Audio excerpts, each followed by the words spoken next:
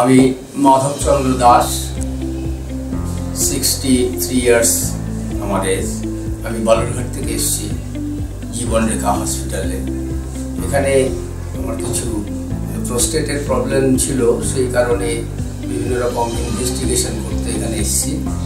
এই হসপিটালে ভর্তি হয়ে আমার একটা অভিজ্ঞতা হলো যে আমরা মালদা, বালুরঘাট বা উত্তর দিনাজপুর, রায়গঞ্জে এইরকম একটা ব্যবস্থা আছে, সেটা আমাদের অনেকের জানাই ছিল না। আমি এবার জানলাম এখানে 7 তলা হসপিটাল হয়েছে, এত সুন্দর পরিবেশ এবং পরিষেবা, যেটা আমি অন্ততই প্রথম নিতে এলাম, আমার খুব ভালো লেগেছে।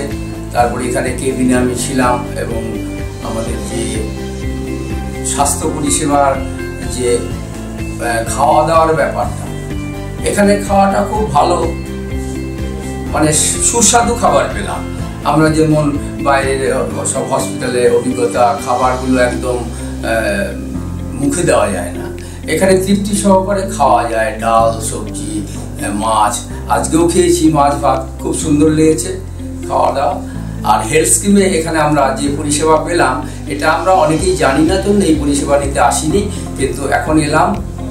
আমি আরও সবাইকে বলবো, আপনারা জীবন রেখা হসপিটালে আসুন, এসে এখানকার যে হেলথ স্কিমের পরিষেবা কত সুন্দর, বা সর্বোপরি সব রকমেরই যে ব্যবস্থা কত সুন্দর, সেটা একবার দেখে